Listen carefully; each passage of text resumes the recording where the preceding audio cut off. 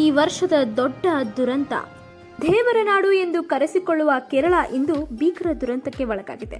ಪ್ರವಾಸಿಗರ ತಾಣ, ತನ್ನದೇ ಆದ ಪ್ರಕೃತಿ ವೈಭೋಗದಿಂದ ತುಂಬಿ ತುಳುಕುತ್ತಿದ್ದ ಸ್ವರ್ಗದಂತೆ ಇದ್ದ ವಯನಾಡ್ ಇವತ್ತು ಹೆಣಗಳ ರಾಶಿಗಳಿಂದ ತುಂಬಿದೆ, ನರಕದಂತೆ ಕಾಣ್ತಾ ಇದೆ.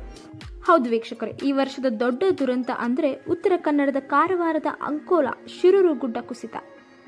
ಈ ಗುಡ್ಡ ಕುಸಿತದಿಂದ ಅದೆಷ್ಟೋ ಜನರ ಜೀವನ ಹೇಳು ಹೆಸರಿಲ್ಲದಂತೆ ಅಸ್ತವ್ಯಸ್ತವಾಗಿ ಹೋಗಿದೆ. ಅದೆಷ್ಟೋ ಕುಟುಂಬ ಬೀದಿಗೆ ಬಂದಿದೆ. ಎಷ್ಟೋ ಜನ ಗುಡ್ಡ ಕುಸಿತದಿಂದ ಮಣ್ಣಿನ ಒಳಗೆ ಸಿಕ್ಕಿ ಹಾಕಿಕೊಂಡಿದೆ. ಅದೆಷ್ಟೋ ಜನ ಪ್ರಾಣ ಕಳೆದುಕೊಂಡಿದ್ದಾರೆ. ಇನ್ನೂ ಎಷ್ಟೋ ಜನದ ಬಗ್ಗೆ ಸುಳಿವು ಕೂಡ ಸಿಕ್ಕಿಲ್ಲ. ಈ ವಿಚಾರಕ್ಕೆ ಸಂಬಂಧಪಟ್ಟಂತೆ ನಮ್ಮ ಕರ್ನಾಟಕದಲ್ಲಿ ಹಾಗೂ ಕೇರಳದಲ್ಲಿ ಹೆಚ್ಚು ಸುದ್ದಿ ಆಗ್ತಿದೆ. ಮಾಧ್ಯಮಗಳು 24x7 ಇದೇ ಸುದ್ದಿಯನ್ನು ಪ್ರಸಾರ ಮಾಡ್ತಿವೆ. ಇದ್ದಕ್ಕಿದ್ದಂತೆ ಶಿರೂರು ಗುಡ್ಡ ಏಕೆ ಕುಸಿಯಿತು? ಈ ಅವಘಡ ನಡೆಯಲು ಏನು ಕಾರಣ? ಇದ್ರ ಬಗ್ಗೆ ಕಂಪ್ಲೀಟ್ ಸ್ಟೋರಿಯನ್ನು ಹೇಳ್ತೀವಿ. ವಿಡಿಯೋನ ಸ್ಕಿಪ್ ಮಾಡದೆ ನೋಡಿ.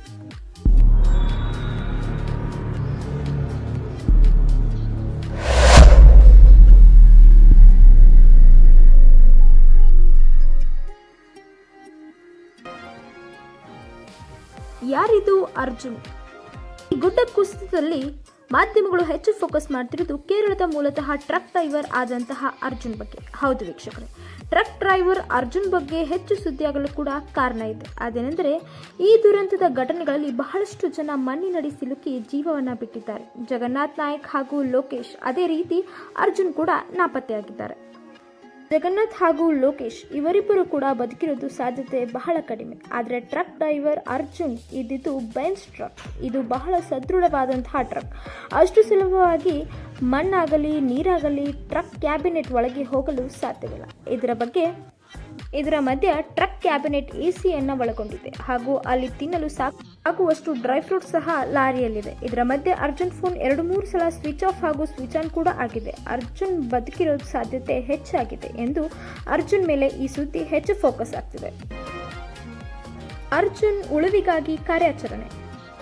ಅರ್ಜುನ್ ಪ್ರಾಣ ಉಳಿಸಲು ಇಂಡಿಯನ್ ಆರ್ಎಫ್, SBRF, ನೇವಿ, ಸ್ಥಳೀಯ ಪೊಲೀಸರು, ಮುಳುಗು ತಜ್ಞರು, ಸೇನಾಧಿಕಾರಿಗಳು ಇವೆಲ್ಲರೂ ಕೂಡ ಸತತವಾಗಿ ಪ್ರಯತ್ನವನ್ನು ಪಡುತ್ತಿದ್ದಾರೆ. ಈಗ ಲಾರಿಯಲ್ಲಿದೆ ಎಂದು ಪತ್ತೆ ಹಚ್ಚುವಲ್ಲಿ ಯಶಸ್ವಿಯಾಗಿದ್ದಾರೆ. ಮೂಲಕ ಹಾಗೂ ವಿವಿಧ ಟೆಕ್ನಾಲಜಿಯನ್ನು ಬಳಸಿಕೊಂಡು ಲಾರಿ ಯಾವ ಭಾಗದಲ್ಲಿದೆ ಎಂದು ಪತ್ತೆ ಹಚ್ಚಲಾಗಿದೆ.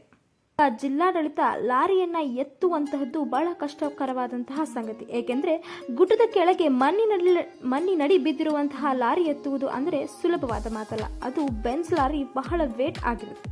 ಅದನ್ನ ಎತ್ತುವಂತಹ ಕೆಲಸ ಸದ್ಯಕ್ಕೆ ಜಿಲ್ಲಾಡಳಿತ ಕೈಬಿಟ್ಟಿದೆ.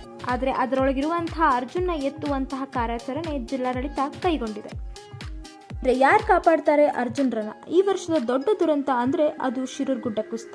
ಜಿಲ್ಲಾಡಳಿತ ಸತತವಾಗಿ ಕಾರ್ಯಾಚರಣೆಯನ್ನ ಮುಂದುವರಿಸುತ್ತಾ ಇದೆ. ಆದರೆ ಲಾರಿ ಒಳಗೆ ಇರುವ ಅರ್ಜುನ್ ಇನ್ನೂ ಹೊರಗೂ ಬಂದಿಲ್ಲ. ಇವಾಗ ಅರ್ಜುನ್ ಇರುವ ಸ್ಥಳಕ್ಕೆ ಹೋಗೋದು ಹೇಗೆ ಎಂದು ನೋಡೋದಾದರೆ, ಜಿಲ್ಲಾಡಳಿತವು ಮುಳುಗು ತಜ್ಞರಾದ ಈಶ್ವರ್ ಮಲ್ಪೆ ಹಾಗೂ ಅವರ ತಂಡಕ್ಕೆ ಮೊರೆ ಹೋಗುತ್ತಾರೆ. ಜಿಲ್ಲಾಡಳಿತದ ಕರೆ ಬರುತ್ತಿದ್ದಂತೆ ಈಶ್ವರ್ ಮಲ್ಪೆ ಹಾಗೂ ತಂಡ ಸ್ಥಳಕ್ಕೆ ದೌಡಾಯಿಸಿ ಪ್ರಾಣದ ಹಂಗನ್ನು ಸಹ ತೊರೆದು ಕಾರ್ಯಾಚರಣೆಯನ್ನ ಮುಂದುವರಿಸುತ್ತಾರೆ. ಆದರೆ ಇವರಿಂದ ಯಾವುದೇ ಥರವಾದಂಥ ಪ್ರಯೋಜನವಾಗಿಲ್ಲ. ಈ ಬಗ್ಗೆ ಈಶ್ವರ್ ಅವರನ್ನ ಕೇಳಿದರೆ ಏನು ಹೇಳ್ತಾರೆ ಅಂದರೆ, ನೀರಿನ ರಭಸ ತುಂಬ ಜೋರಾಗಿದೆ. ನೀರು ಕಲ್ಲು ಮಣ್ಣು ಮಿಶ್ರಿತ ಇರೋದ್ರಿಂದ ನೀರಿನೊಳಗೆ ಸ್ಪಷ್ಟವಾಗಿ ಏನೂ ಗೊತ್ತಾಗ್ತಿಲ್ಲ. ನಾವು ಬರೀ ಸ್ಪರ್ಶ ಜ್ಞಾನದಿಂದ ಮಾತ್ರ ನೋಡಬಹುದು. ಆಲದ ಮರ ಅಷ್ಟೇ ಪತ್ತೆಯಾಗಿದೆ, ಲಾರಿ ಪತ್ತೆ ಹಚ್ಚಲು ಆಗಿಲ್ಲ. ನೀರಿನೊಳಗೆ ಕರೆಂಟ್ ಇದೆ, ಆದ ಕಾರಣ ಬಹಳಷ್ಟು ನೀರಿನಲ್ಲಿ ಇರೋಕ್ಕಾಗ್ತಿಲ್ಲ ಅಂತ ಹೇಳ್ತಿದ್ದಾರೆ.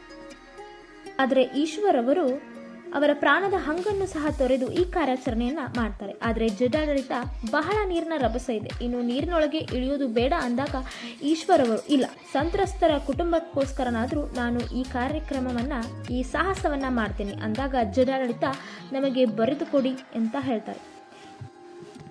ಜಿಲ್ಲಾಡಳಿತ ನೀವು ಬರೆದು ಸೈನ್ ಹಾಕಿಕೊಡಿ ಎಂದಾಗ ಈಶ್ವರ್ ಅವರು ಸ್ವಲ್ಪ ಮಟ್ಟಿಗೆ ಆಶ್ಚರ್ಯಚಕಿತರಾಗುತ್ತಾರೆ. ಈಶ್ವರ್ ಅವರು, ನನಗೆ ಯಾವ ಜಾಗದಲ್ಲೂ ಕೂಡ ಈ ರೀತಿ ಆಗಿಲ್ಲ, ಈ ರೀತಿ ಯಾರು ಕೂಡ ನನಗೆ ಮೊದಲಲ್ಲೂ ಹೇಳಿಲ್ಲ. ಆದರೆ ಸಂತ್ರಸ್ತರ ಕುಟುಂಬಕ್ಕೋಸ್ಕರನಾದರೂ ನಾ ಈ ಕಾರ್ಯಾಚರಣೆಯನ್ನು ಮುಂದುವರಿಸ್ತೀನಿ ಅಂತ ಹೇಳಿ ಸ್ವಂತ ಇಚ್ಛೆಯ ಮೇರೆಗೆ ಸೈನ್ ಹಾಕಿ ಮತ್ತಿಗೆ ನೀರಿಗೆ ಧುಮುಕುತ್ತಾರೆ. ಆದರೆ ಇನ್ನೂ ಯಾವ ಪ್ರಯೋಜನ ಕೂಡ ಆಗಿಲ್ಲ.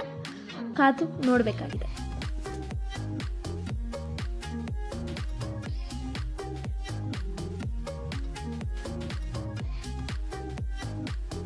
ಈ ದುರಂತ ಆಗಿದ್ದು ಹೇಗೆ ಅಂತ ನೋಡೋದಾದರೆ, ಎಲ್ಲರಿಗೂ ಗೊತ್ತಿರುವ ಹಾಗೆ ದಿನೇ ದಿನೇ ವಾಯ್ನಾಡ್ ಪ್ರವಾಸಿಗರ ತಾಣವಾಗಿ ಬದಲಾಗ್ತಾ ಇದೆ.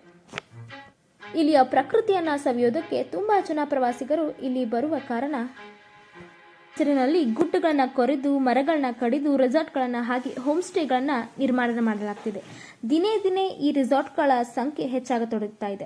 ಅತಿಯಾದ ಮಳೆಯಿಂದಾಗಿ ಮರಗಳು ನೀರನ್ನ, ಮಣ್ಣಿನ ಸವಕಳಿಯನ್ನು ತಡೆ ಹಿಡಿಯುತ್ತವೆ. ಮರಗಳನ್ನ ಕಡಿದ ಹಾಗೆ ನೀರು ಹರಿದು ಈ ಗುಡ್ಡ ಸವಿತ ದೊಡ್ಡ ದುರಂತ ನಡೆಯಿತು ಅಂತ ಹೇಳಲಾಗ್ತಿದೆ. ಪ್ರಕೃತಿ ಮುನಿದು ಆದಂತಹ ಅವಘಡ ಇದು ಅಂತ ಹೇಳಲಾಗ್ತಿದೆ. ಈ ಹೊತ್ತಿನ ವಿಶೇಷ ಸುದ್ದಿ, ಇನ್ನಷ್ಟು ಇಂಟ್ರೆಸ್ಟಿಂಗ್ ವಿಷಯದೊಂದಿಗೆ ನಾವು ಬರ್ತೀವಿ. ಅಲ್ಲಿವರೆಗೂ stay tuned with life changing facts. Thank you.